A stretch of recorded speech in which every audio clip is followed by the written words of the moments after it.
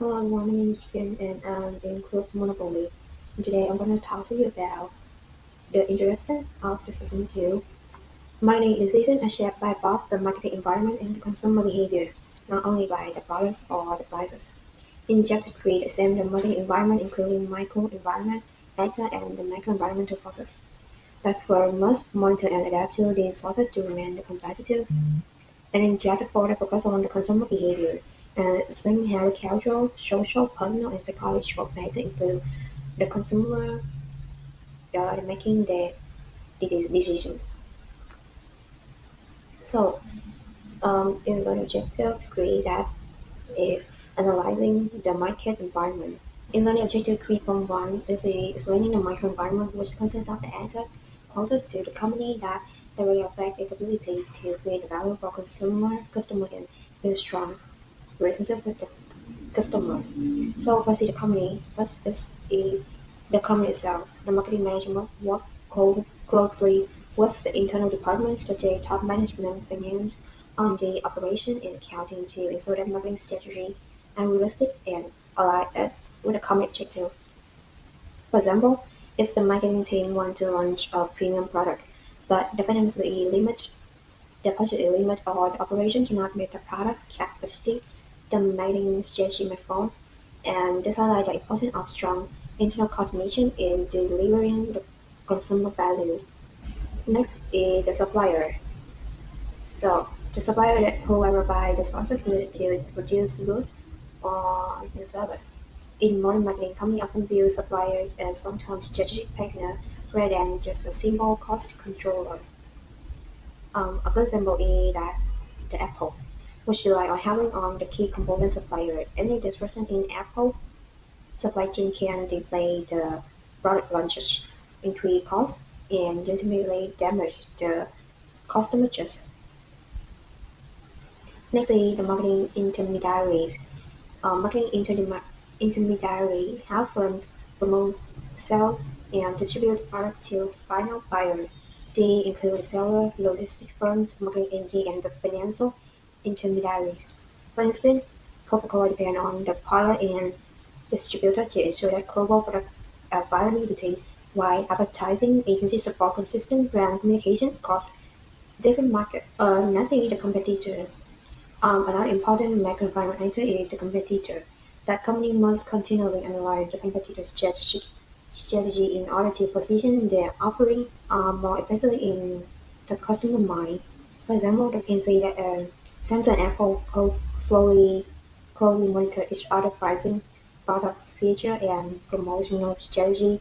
Even a small change by one firm often leads to a strategic response from the other.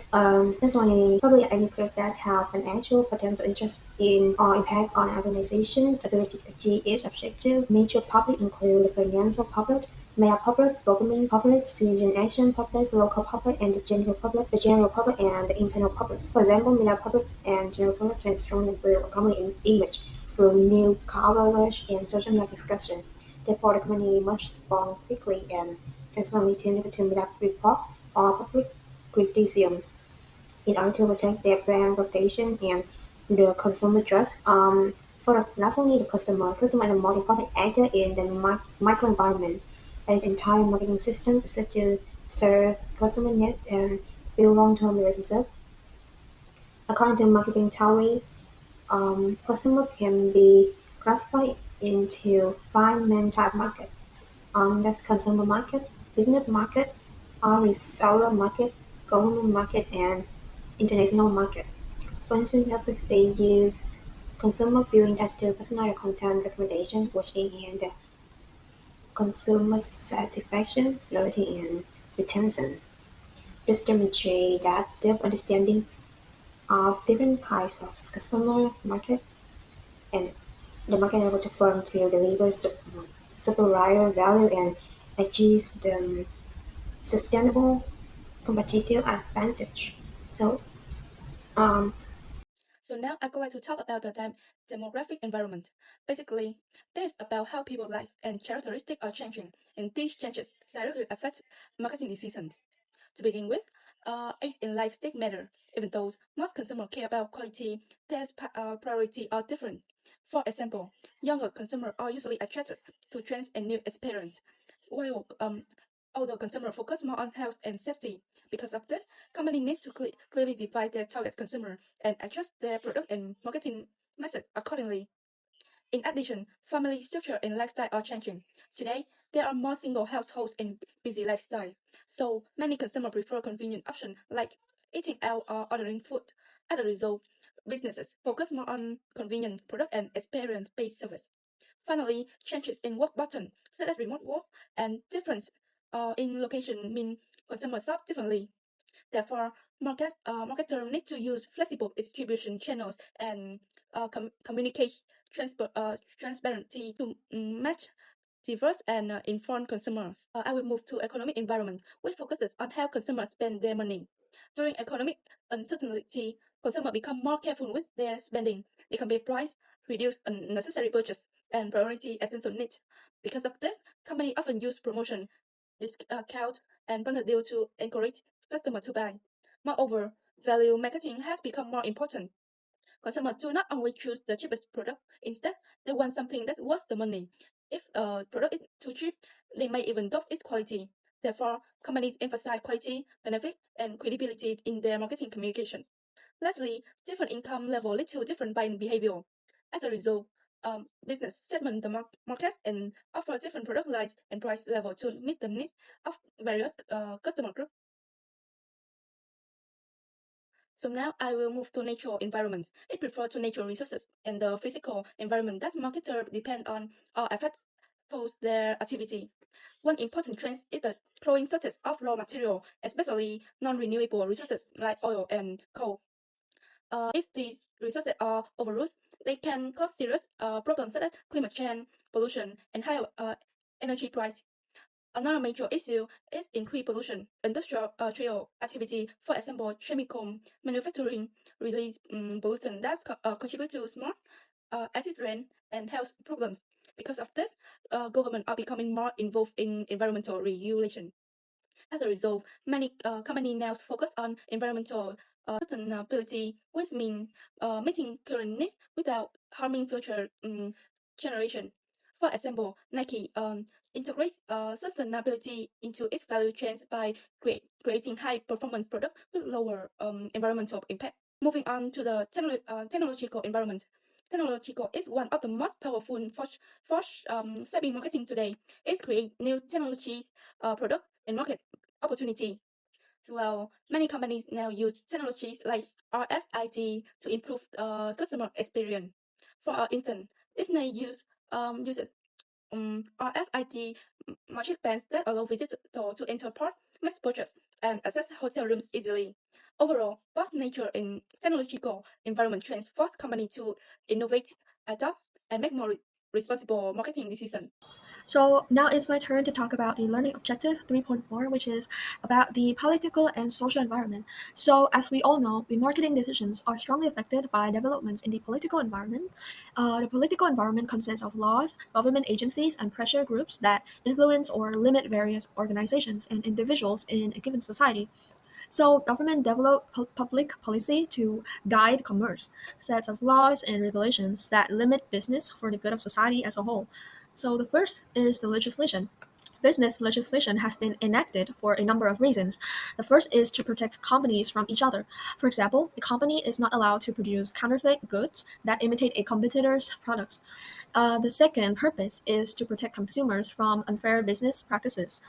For example, a company cannot advertise a product as 100% natural if it contains chemicals. And the third one is to protect the interests of society against unrestrained business behavior. For example, factories must treat wastewater before releasing it into rivers. Next, the increased emphasis on ethics and socially responsible actions. For example, a company refuses to use child labor even though it would reduce costs. The socially responsible behavior, as we can see, a lot of company plant trees and reduces plastic waste so that we could have a better place to live. And the last one is the cost-related marketing. A lot of shoe brands follow the model buy one pair, donate one pair to people in need.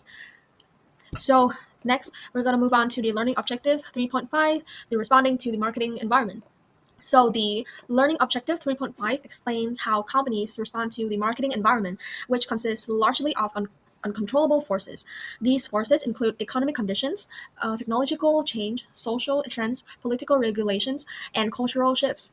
Although firms cannot control these factors, they must understand and respond to them effectively. So there are two main approaches to dealing with uncontrollable environmental forces: reactive and proactive responses. So, reactive response occurs when a company responds after environmental changes have already taken place. This approach helps firms reduce immediate risk, but it often limits their ability to gain long term competitive advantage. In contrast, a proactive response involves anticipating environmental changes and taking action before they fully occur. Proactive firms attempt to shape the environment or adapt early, allowing them to seize opportunities and better meet future customer needs. A clear example is Netflix. Netflix proactively responded to technological and social changes by shifting from DVD rentals to online streaming before consumer demand fully shifted. This proactive strategy allowed the company to stay ahead of competitors and strengthen its market position. And in contrast, companies that rely only on reactive responses often struggle to remain relevant in rapidly changing environments. In conclusion, because the marketing environment is largely uncontrollable, successful firms must adopt proactive and adaptive marketing strategies. By doing so, they can minimize threats, exploit opportunities, and achieve sustainable long-term success. My name is Song Lai. Marketing information and customer insights. Marketing information is essential for understanding the marketplace and customer behavior. However, data alone is not enough. Companies must convert marketing information into customer insights, which explain the reasons behind customer actions.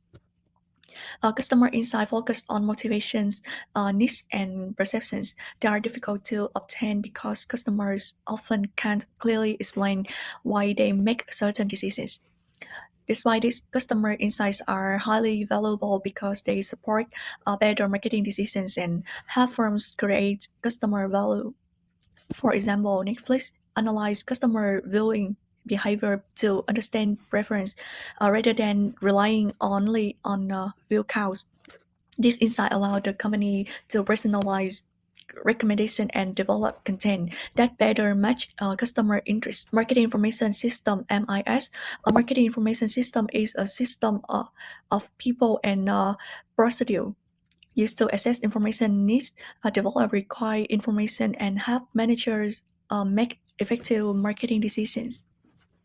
A good MIS balances what manager wants, what they truly need, and what the company can realistically provide. Providing too much information can overwhelm manager, while insufficient information can lead to poor decisions. Marketing information in an MIS come from three main sources. They are internal data, marketing intelligence, and marketing research. Internal data help firms understand current customer and performance. Example, customer purchase or sales record.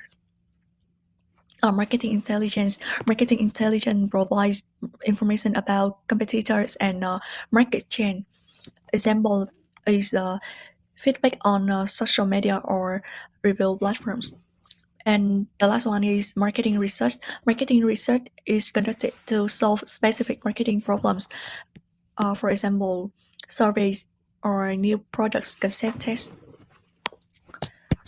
For example, Amazon use internal data to analyze customer budget, marketing intelligence to monitor competitor, and use marketing research to test website designs. Together, these sources help Amazon improve decision making and customer experience. In summary, the marketing information system plays a strategic role by continuously providing relevant information for decision making. It's not a one-time activity, but an ongoing system that helps firms adapt to changes in the market. My name is Võ Quỳnh Phương Anh. Today I will talk about session 4.3 and 4.4, which focus on marketing research, analyzing and using marketing information. This topic helps companies understand customer better and make better marketing decisions based on data instead of assumptions. Marketing research can be understood as a systematic process of designing, collecting, analyzing, and reporting data to solve a specific marketing problem. The first and the most important step is defining the problem and research objective.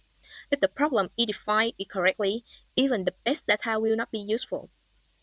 For example, instead of asking a very general question like why are sales dropping, a company could should ask more specific questions such as is the problem related to price, promotion, or change in customer preference? The next step is developing the research plan. The plan clearly outlined what information needed, where the data will come from, the budget, and the time from. In marketing research, there are two main types of data. The first is secondary data, which include existing information like report, statistics, or online review. The main advantages of secondary data are that it's a low cost and quick to obtain. However, the downside is that the data will be outdated or not fully relevant to the current problem. The second type is primary data, which is collected specifically for the research purpose. Primary primary data can be gathered through methods such as observation, where companies watch how customers behave, surveys, including online questionnaire or interview, experiment, for example, testing different price or advertisement. A good real-world example is Shopee and Lazada, which often send online surveys after a purchase to measure customer satisfaction and improve their service. Section 4.4, Analyzing and using information. After collecting data, companies must analyze and use it effectively. One important tool is customer relationship management. CRM systems collect customer data from many touchpoints, such as purchase, customer service calls, websites, and social media. Satisfaction surveys goal in order to increase customer satisfaction and loyalty. A good example is Netflix. Netflix analyzes viewing history and user behavior to recommend personalized content. This increases customer satisfaction and loyalty. Another key concept is big data and marketing analytics. Big data help companies predict customer behavior, personalize marketing message, improve decision making. Finally, information must be distributed in a timely and user-friendly way through internet dashboard and reports so managers can act quickly. From my online observation, many companies today actively collect customer data, but the challenge is using it correctly and ethically. Customers are concerned about privacy, so companies must be transparent about how data is collected and used. Overall, Section 4.3 and 4.4 show that good marketing decisions depend on good data, but data is only valuable when it is analyzed properly and used to create real customer value. About other marketing information consideration, this section talks about specific issues and risks when businesses collect, analyze, and use marketing information. The first one is marketing research in small businesses and non-profit organizations. The characteristics are limited budget, like a professional research team, little time and researches. Customer scale is smaller than large enterprises. And the solution is direct observation of customers or use existing data sets, invoices, customer feedback, or sales data. And the next one is international market research. Why is it complicated? It's because four differences: cultural differences, consumption habits, life values, buying behavior, language differences, easy to misunderstand survey questions, legal differences, regulations on data collection and use, different level of technology influence how data is collected. And to solve this, enterprises must adjust research methods for each country and cannot apply machine. Regarding this part, we have McDonald's as an example. When entering the Indian market, McDonald's did not use beef. Instead, they developed vegetarian burgers due to culture and religion. Finally is public policy and ethics, the important content of Section 4.5 about customer privacy. Customers are concerned about personal data being unauthorized collection, sold to third parties, or misused. Enterprises need to obtain explicit consent, keep information confidential, and only collect necessary data. About misuse of research finding, some enterprises usually select beneficial data, misinterpreting research to solve one's own goals, concerning adverse outcome. For example, some cosmetic business Demand surveys show that 60% of users are satisfied with the products and 40% are dissatisfied. But when advertising, they only state that most customers are satisfied with the products and hide negative feedback. And about ethic responsibility, research must be honest, objective, transparent, no harm to research participants, complete with laws and social standards. And the conclusion for this section is Section 4.5 emphasized that marketing information must not only be accurate but must also be used ethically and legally. Businesses must balance business interest and customer interest. The conclusion for Chapter 3. Businesses need to monitor, flexibly adapt, and proactively impact the environment to maintain competitive advantage. For Chapter 4, the use of marketing information must ensure ethics, data security, and legal compliance. And the conclusion for this session, a successful business is one that understands the marketing environment, collect and exploit accurate information, transform data into customer insights, make effective and responsible marketing decisions.